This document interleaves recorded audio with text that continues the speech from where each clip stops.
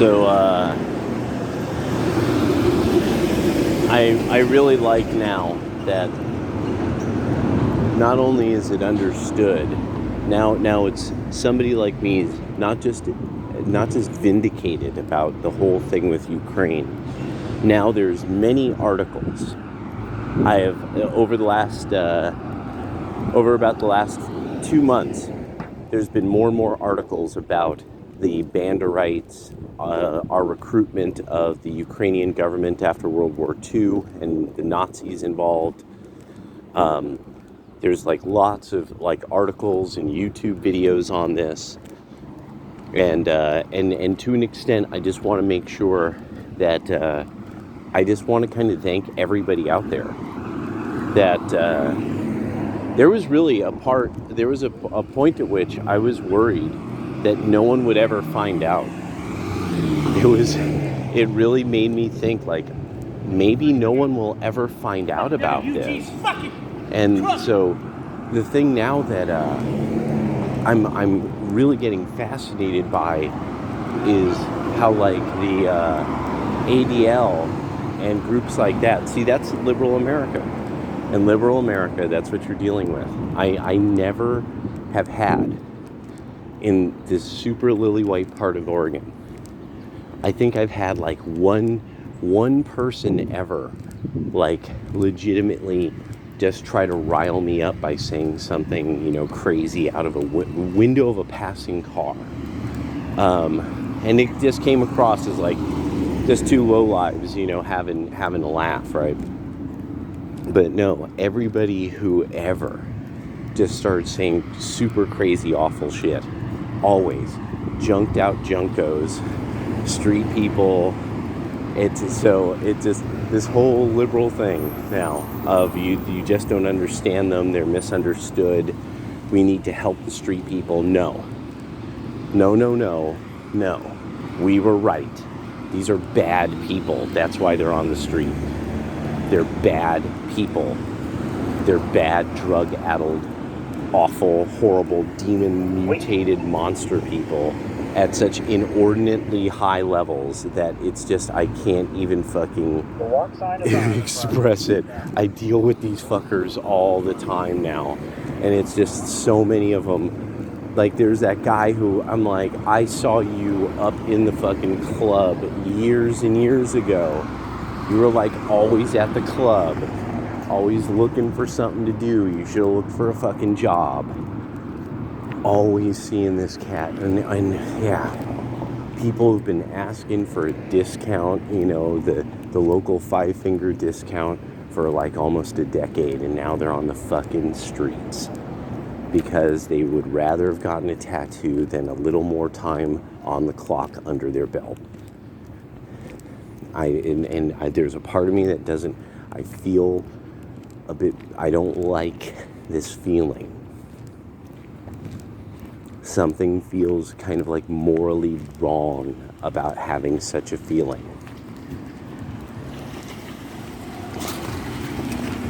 But it's what's going through me. And there's just no way around it. That's just really, I gotta be honest.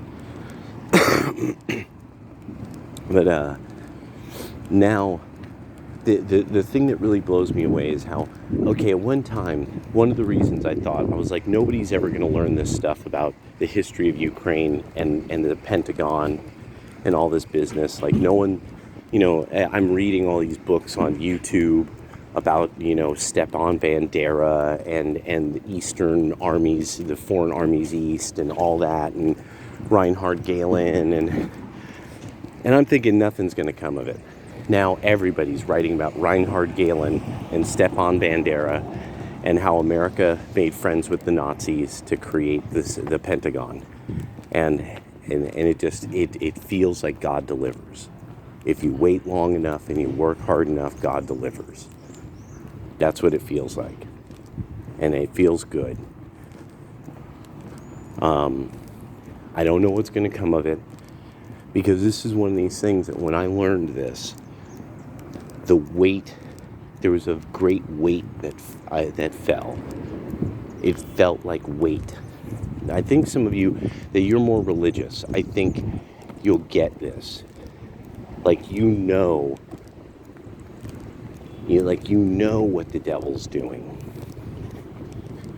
And you have to warn the town.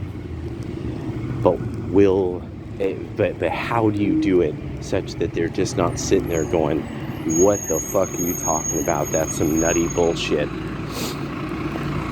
That's some nutty Nutterson nutto bullshit. And how do you do it? How do you convince them? And now I'm just so glad to see just that it worked. Like, it worked. Like there's nobody can get away from this now. Now you have the Anti-Defamation League apologizing, writing apologies for the type of fascists that the Ukrainians are.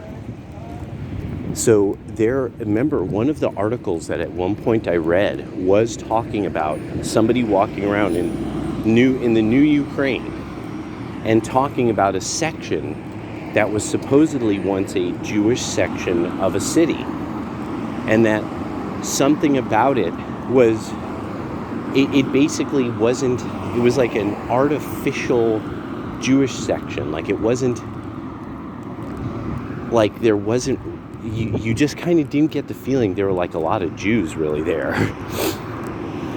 But like, they had a delicatessen, famous for, all the Jews who lived here, and I got to find that article again, because that was really, it's the way he wrote it, like, it was very, it really painted the picture, like, as if this was this forgotten group of people who no longer are there, but they keep the stores open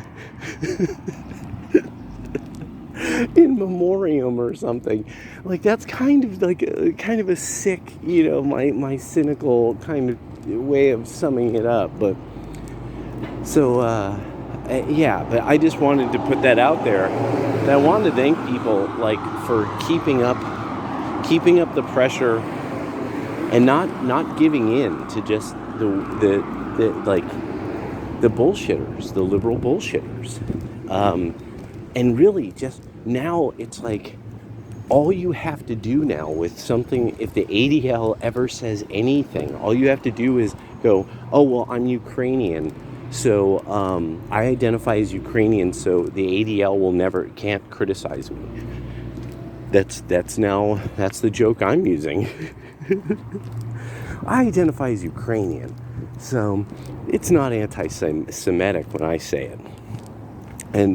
And that now, what was it? It's people are cheering like Azov, as if they're like a team. I can't believe this. Like, it's gotten to this point. Like, this is amazing. Like, that people are literally like yelling Azov in cheering them on, and like, the Maidan wasn't violent until Azov Battalion got involved. The violence against Pussy Riot at the Sochi Olympics was most likely them. People said it was Russians, but it was guys in Cossack outfits with Cossack whips. And I'm really enjoying now that now nobody can get around the Ukrainian thing. Now it's a matter of, will the Republicans talk about the connection to the Pentagon with the Ukrainians, and the historical connection, that like, how did we get involved with the Ukrainians at all in the first place? Because the writers have covered it now. My channel covered it for years, but at some point it's going to have to get brought up, because that's the part where they have to break with the Bush family forever, and all the connections to the Bush family, and that's when that's it. Then the Pentagon gets to go after every member of the party, full on. The press, the Democrats, and the Pentagon just get to do it, go ape shit all over 'em.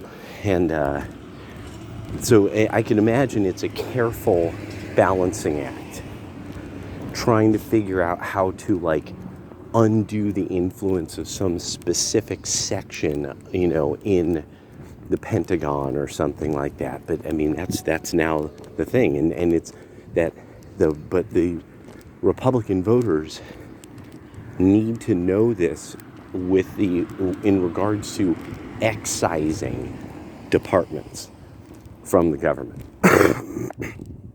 That many departments must be excised like a cancer. They must be lanced like boils, because they can't be trusted anymore.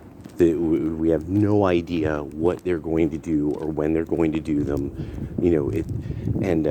Salty is really doing, I think, the best job sort of presenting this, him in one way and Vince from Red Elephants in another are doing a fantastic bang-up job presenting to everybody, like, this is what the FBI can pull off. Like, they can find these people who aren't doing shit to anybody and saying mean things on the internet, but when you have people literally building explosives, for their political cause, and that they have widespread support by locals in a party, and then even maybe national or regional chapters of a standing political party. And it's like, what are you guys going to do about Antifa? Oh, don't worry. Don't worry. Everybody else they're waiting for their opportunity to get to that ballot box to vote in the hanging judge.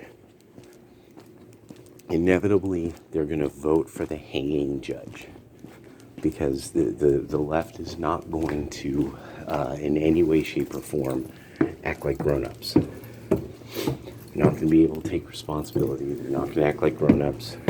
And eventually, we will convince people to vote in the hanging judge. And that will be magnificent.